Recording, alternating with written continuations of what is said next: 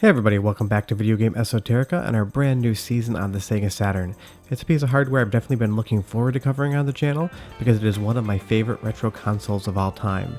Even if it technically failed in North America, there's some incredible exclusive games on the platform, and if you take a look at some of the Japanese imports, that library gets very diverse very quickly. So I'm really excited to show you guys all about the Saturn, the hardware, and the games coming up on this season, but take a look at this little intro I shot for you guys, and then we'll get right back into talking more Saturn.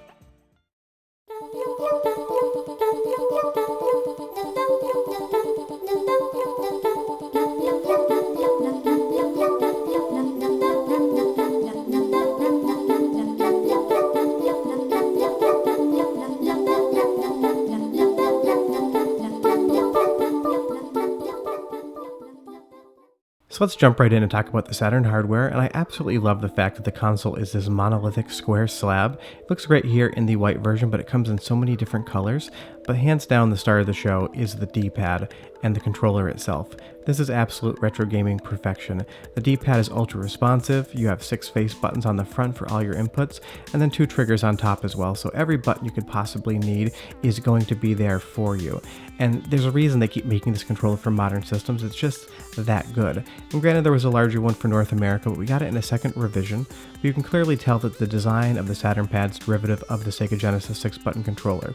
The D-pads are identical, the face buttons are identical, the Saturn controller has a different shape, which I think is a little more comfortable in the hand, and of course that Genesis controller doesn't have any shoulder buttons, but you can clearly tell the design lineage of where Sega was coming from with the pad. But taking a closer look at the console itself, I've just always loved it, and this is the revision 2 with the circle buttons. The revision 1 has ovals, and it's just a slight little change, but nothing too much to mar it. And you can see there the cartridge in the back.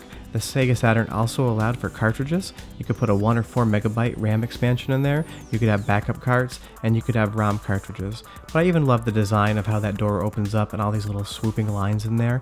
It has a certain design language all over it with these circles, with these lines that kind of accentuate everything going on, and that nice pink button. I just think it looks really good, and those cartridges pop out super easy. It's a fun design, so you can have your backup saves. I just really like the industrial design of the machine itself, and taking a closer look up here, you have those circle buttons and all these little lines and just details that weren't necessary to be in the hardware design at all.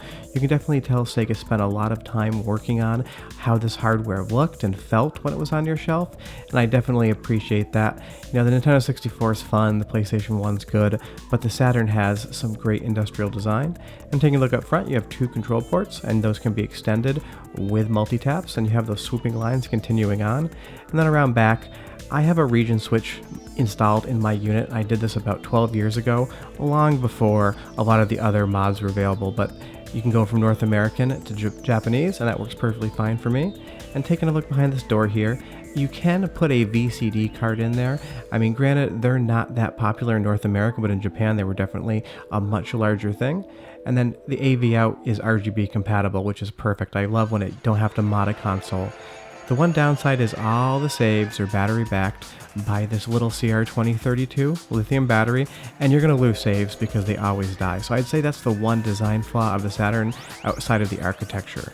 But taking a look here, you do get these different cartridges. On the left is a 4 megabyte RAM expansion that decided to wiggle without being touched, and on the right is a backup for your save. So there are different ways to be able to preserve your saves on the console, because that's a bummer when you turn it on, you find they're gone.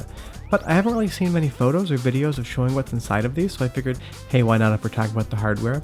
You just use a standard game bit, something that'll open a Super Nintendo or a Genesis cartridge is going to open these as well. And through the magic of editing, I'm not going to make you watch me unscrew everything.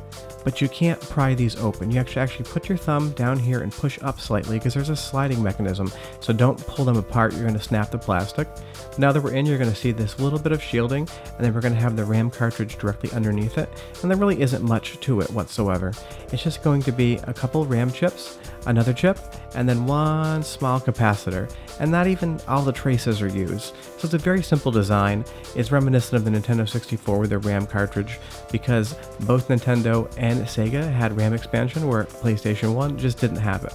But it's a fun, interesting thing. It was one generation where RAM expansion was super popular. To put it back together, slide it back down, and you're good to go. And just for completionist sake, this is what the backup RAM cart looks like, and it just allows you to save your games in a non-volatile way. You'll able to restore your saves and you don't lose anything. But taking a look at the bottom here, you do need a very long screwdriver to get into the console. My standard screwdriver, my iFixit kit, doesn't fit, so I keep these extra long Phillips head screwdrivers around because it takes a lot to get into those recesses. It's not a design flaw, it's just a little bit more tricky. You might want to open yours up and find out your screwdriver doesn't fit. When you get all those screws taken out, all you need to do is gently lift up from the top. Now granted, my unit is modified, so I do have this cable that I need to worry about, but when I modded it, I left enough slack so I could put the shell, the top part, down flat. Yours won't have this, but inside here, it's just a basic look. You got your power supply on the left, you have your 2x CD-ROM drive in the middle, and then you see that little ribbon cable right there. They do make optical disc emulators for the Saturn, but there's a 20 versus a 21 pin configuration, so sometimes you do need to open the system up and see exactly what pin count you have, because all these CD-ROM drives will fail eventually, and the optical disc emulator is a good thing to have, and you'll see that ribbon cable just there on the right. Weirdly, I also strangely love the box, because it doesn't have anything on it.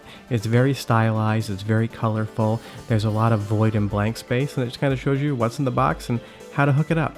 But it doesn't show you any of the games available for the platform, and I always thought that was a really strange but funny touch. And speaking of games, I hate the North American shell design. They borrowed it from the Sega CD, the tabs break constantly, the Japanese and the Saturn releases are so much better, and it's really hard to buy Saturn games in the US market and get a decent case. You're going to just kind of always expect they're going to be broken. They look great on a shelf because they're huge, but unfortunately they are just a pain to deal with. Even opening one up, you have to be delicate because that plastic's brittle, and if you break a tab, getting replacement cases is a pain. And apparently I had a paper towel in there from when I last moved, just so the disc didn't come loose. And then the manuals don't really come out very well. It took me like 20 seconds and I just cut that out. What I don't love about the North American manuals, and that's across most platforms, is that they're always in black and white, where the Japanese manuals are usually in full color and have a lot nicer art with a lot more pop to them. And I wish North America didn't have that situation going on, but it just always seems to be what it is with them. But the back of the case looks nice, got a lot of colorful art there. Now taking a look at Die Hard Arcade, this is the Greatest Hits or Saturn release, I think I'm pronouncing that right, and you get this nice red spine card. You get a lot more interesting art on the disc, and as we pop the manual out, you're going to see, one, how easy it comes out compared to the North American version, but two, just how much good full color art is really in there. And that's why I collect Japanese games, because one, it is much cheaper. The North American versions of almost every Saturn game are going to run you 3 to 4 times as much, if not more, versus a Japanese game, which is going to be much, much cheaper. So definitely, however you region mod your Saturn, you can mod it, you can use region-free carts, there's so many different ways to do it. Collect Japanese games unless you really love North American games. The art's better, the selection's better, and the price is going to be much, much better, so I highly recommend that to you if you're going to get into Saturn soon. And there are these little releases here that come with a 4MB expansion RAM, and they're going to come in boxes. I love the box, it's a fun little touch, but you will see sometimes when you see Saturn games for sale that the back insert is missing. That doesn't mean that someone lost it. None of these games came with back inserts, which is a little bit of a bummer, but I can totally understand it.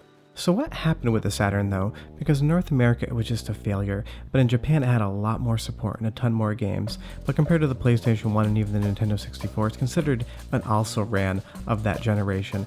And it kind of comes down to, and I didn't do an entire board overview because it's been shown to death, is just how difficult the architecture was to actually code for and why some games just didn't seem very impressive. Because you have dual Hitachi SH2 processors in there, then you have VDP1 and VDP2, the two polygon engines and background and layer effects engines, so you're coding for 4 chips to get the best result out of the Saturn, versus something like the PlayStation 1 where you have a singular CPU and GPU. The architecture was completely flipped upside down for the Saturn, because originally it was supposed to be a really powerful 2D console, and then 3D was added in the end. So while the thing can produce a ton of nice visuals and really good games when it's in the hands of somebody who knows what they're doing with it, unfortunately, if you weren't great at developing and coding, they're not the best. But we have 10 games coming up that are amazing that we're really happy to show you. We're excited for you to see them. But if you could do us a huge favor, go down below, hit like, subscribe. It takes a lot of time and energy to make these episodes.